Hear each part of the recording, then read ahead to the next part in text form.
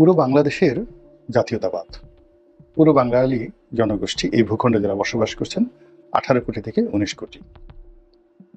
আমরা যে ইতিহাসের একটা সন্ধিক্ষণ অতিক্রম করছি, এমন ঘটনা আমাদের জীবনে আর কখনো ঘটেনি সেই স্বাধীনতা লাভের পর থেকে আজ অবধি। আমাদের অভ্যন্তরীণ অনেক সমস্যা হয়েছে, বেশ কয়েকবার মিলিটারি শাসন এসেছে, সামরিক শাসন এসেছে। আমাদের দুজন রাষ্ট্রপ্রধান নির্মমভাবে নিহত হয়েছেন। আমাদের দেশে হরতাল, অবরোধ, মারামারি, কাটাকাটি থেকে শুরু করে এমন ঘটনা ঘটেছে অনেকটা সিভিল ওয়ারের মতো। কন্টিনিউয়াসলি 2014 থেকে 2016 অবধি যে জ্বালাও পোড়া হয়েছে সীমাহীন। কিন্তু এত কিছুর মধ্যেও সব মানুষের স্বপ্ন ছিল, সব মানুষের ভয় ছিল, সব মানুষের আশা ছিল, এবং সমাজের মধ্যে একজন আর একজনের সঙ্গে প্রতিদ্বন্দ্বিতা করার জন্য শক্তিমত্তা ছিল। কিন্তু এখন এই সময়টিতে, যেটিকে আমি বলছি যুগ সন্ধিক্ষণের সংকটকাল, এই জায়গাতে আমরা অনেকটা যাকে বলা হয় এমন বিপত্তির মধ্যে পড়েছি।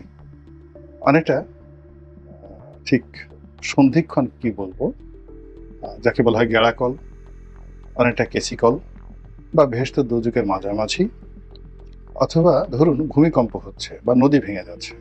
তো নদী হঠাৎ করে আপনি দাঁড়িয়ে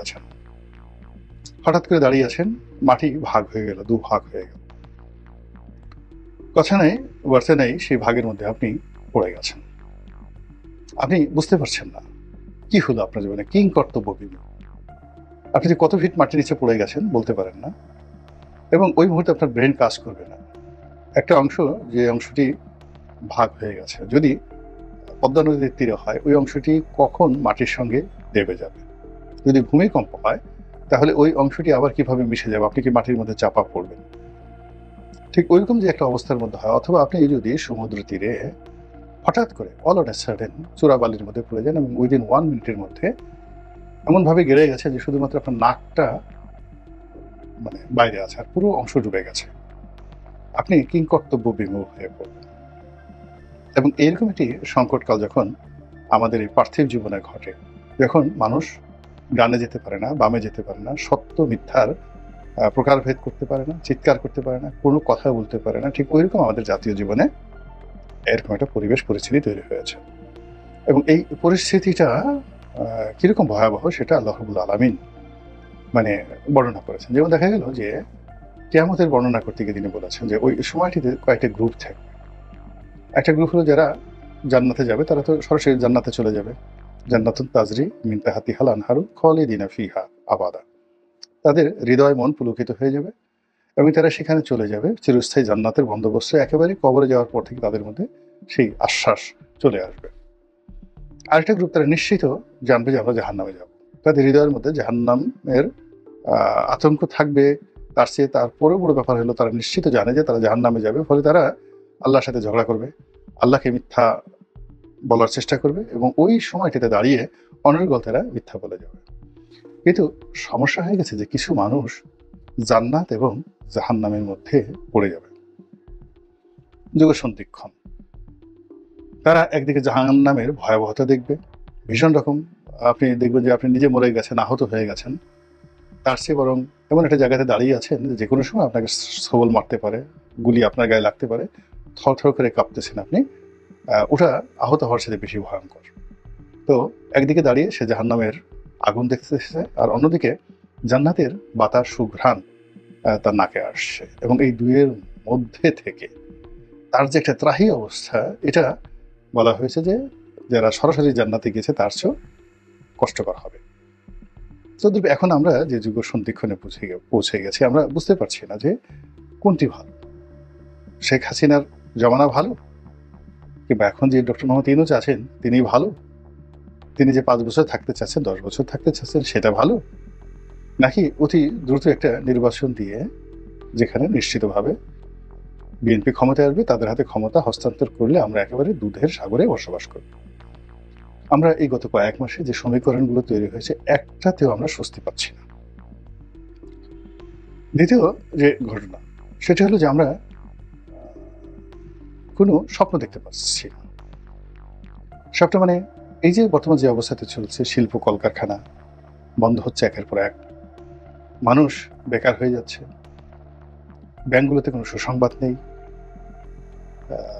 জাতীয় যে উৎপাদন, গ্রস ন্যাশনাল প্রোডাক্ট জিএনপি কিংবা জিডিপি, এর কোনোটাতেই মানে আমাদের সুসংবাদ তো দূরের কথা, দুঃসংবাদ দুঃসংবাদ দুঃসংবাদ, যেটা মানে এমন একটা পর্যায়ে চলে আসছে, মানে একেবারে যাকে বলা হয় জিডিপি যেখানে নেমে এসেছে এই জায়গাতে, অর্থাৎ মানে যেটি 7% জিডিপি বা 7.5% যেটা জিডিপি ছিল সেটা এখন বিলো 4%, 4%-এর নিচে চলে এসেছে। এটি যে কতটা ভয়ঙ্কর, 18 কোটি মানুষের পার ক্যাপিটা ইনকাম, পার ক্যাপিটাল ভোগ, পার ক্যাপিটাল কর্মক্ষমতা, যেখানে 3টি পয়েন্ট, মানে এটা কল্পনাই করা যায় না যে কতটা ভয়াবহ একটা অবস্থার মধ্যে আমরা পড়ে গিয়েছি। আমাদের বাজেট ঘাটতি, তারপরে আমাদের যে অর্থনীতির অন্যান্য যে খাতগুলো এতটা ভয়াবহ যে আইএমএফ পর্যন্ত এখানে আমাদের আর বিশ্বাস করতে পারছে না। তো এইরকম একটা অবস্থার মধ্যে আপনি দুঃস্বপ্ন দেখবেন, কান্নাকাটি করবেন, নাকি বেঁচে থাকবেন? এর কারণ হলো এটি পুরুষের জন্য, একটা নারীর জন্য এর চেয়ে আর কোনো কষ্টের হয় না। অতি সম্প্রতি আমরা যে জিনিসটা দেখেছি গাজাতে, তো সেখানে সাপ্লাই চেইন বন্ধ করে দেওয়া হয়েছে এবং তাদের যারা গাজাবাসী আছেন তাদের প্রধান সমস্যা হলো পানির সমস্যা। কোথাও এক ফোঁটা পানি নেই, এবং কোথাও কিছু পানি রয়েছে, সেই পানিগুলো সংগ্রহ করার জন্য গাজাবাসী নিজেরা মারামারি করে এক পক্ষ অপর পক্ষকে মেরে ফেলছে অভ্যন্তরীণভাবে।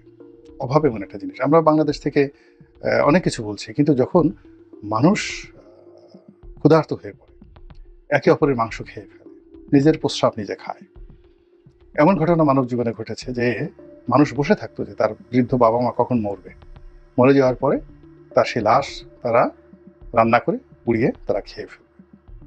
পড়ে দেখেন হিরোডোটাসের বইতে, দ্য হিস্ট্রিয়াতে। এই হলো মানব জাতির ইতিহাস। তো কাজে এই অবস্থায় সামনে যে অভাব আমাদেরকে হাতছানি দিচ্ছে, যে দুর্ভিক্ষর আতঙ্ক আমাদেরকে তাড়া করছে, সেই অবস্থাতে আমাদের যে সন্তানের চোখ, আমার স্ত্রীর চোখ, আমার স্বামীর চোখ, কান্না, পেট, হাড্ডিসার দেহ, একবার একটু চিন্তা করেন তো। যার টাকা আছে দুদিন পর তার টাকা থাকবে না, যার বাড়ি এসে থাকবে না। ঘরের মধ্যে এখন যেভাবে মব হচ্ছে, আপনি খাবার টেবিলে বসে দরজা বন্ধ করে ক্ষুধার্ত মানুষ আপনার ঘরে গিয়ে আপনার সব খাবার ছিনিয়ে নিয়ে যাচ্ছে। এখন এই যে মব সন্ত্রাসগুলো হচ্ছে, এই মব সন্ত্রাসের যে ঘটনাগুলো, স্বামী স্ত্রী শুয়ে আছে, সেখান থেকে তাদেরকে বলছে তুই আওয়ামী লীগ কর, ঘরের ভিতরে বেডরুমে ঢুকে যাচ্ছে। তো সেখানে আপনার খাবার টেবিলে যদি অভাব দেখা দেয়, তাহলে আপনি খাবার টেবিলে এখন যে পোলাও কোরমা খাচ্ছেন, এটা আগামী দিনে খেতে পারবেন তার কোনো নিশ্চয়তা আছে? এই আতঙ্ক যদি আপনি না অনুভব করেন, এর জন্য যদি আপনার কোনো প্রস্তুতি না থাকে, তাহলে আপনার মতো বেকুব আর নির্বোধ কি পৃথিবীতে আছে? তো এই যে একটা অনিশ্চয়তা আমাদেরকে এখন রীতিমতো তাড়িত করছে। এরপর আমরা সেই 1971 সালে যুদ্ধ, সেই যুদ্ধ ছিল যাকে বলা হয় মানে বহুপাক্ষিক নয়, একপাক্ষিক। মানে আমরা পাকিস্তান এবং তার দোসরদের বিরুদ্ধে আমরা যুদ্ধ করেছি, এবং খুবই স্বল্পকালীন একটা যুদ্ধ ছিল। অর্থাৎ আপনি যদি ধরেন তারা মানে মার্চ তারা 26শে মার্চে 25শে মার্চে তারা যে অপারেশন সার্চ লাইট করল, তো সেখান থেকে মার্চ, এপ্রিল, মে, জুন, জুলাই, আগস্ট, এই পুরো সময়টি পর্যন্ত তাদের যে অপকর্ম, এটা কেবলমাত্র শহর কেন্দ্রিক ছিল। বর্ষাকালে তারা গ্রামগঞ্জে ওভাবে ছড়িয়ে পড়েনি, শহর কেন্দ্রিক ছিল। আবার সেই যে আগস্ট, সেপ্টেম্বর, অক্টোবর, নভেম্বর মাসে মুক্তিবাহিনী মোটামুটি বাংলাদেশের গেরিলা যুদ্ধের বেশিরভাগ এলাকায় তারা নিয়ন্ত্রণ প্রতিষ্ঠা করে ফেলেছিল, এবং ইতিমধ্যে টোটাল অবস্থা রাজাকার, আলবদর, আসাম থেকে শুরু করে পাকিস্তানি বাহিনীর জন্য এতটা সঙ্গীন হয়ে পড়েছিল যে নভেম্বর মাসে আসলে ওরকম সরাসরি কারোর সাথে যুদ্ধ করার জন্য অবস্থা পাকিস্তান সেনাবাহিনী ছিল না, আর রাজাকার, আলবদরা ছিল না। এরপর ডিসেম্বর মাসের 3 তারিখে যখন ভারতীয় সৈন্য সরাসরি এখানে নেমে গেল, তখন আসলে তারা না আসলে আমরা বিজয়ী হতাম, আমরা এমনি বিজয়ী হতাম। কিন্তু পাকিস্তানের সঙ্গে ভারতের একটা মানে আন্ডার টেবিল একটা তাকে বলা হয় ডিডের কারণে, এখানে আমেরিকা জড়িত, এখানে রাশিয়া জড়িত, তাদের একটা যেটা আমরা সিমলা চুক্তির মাধ্যমে দেখেছি। এরপরে ভারতীয় সৈন্য এখানে নামে।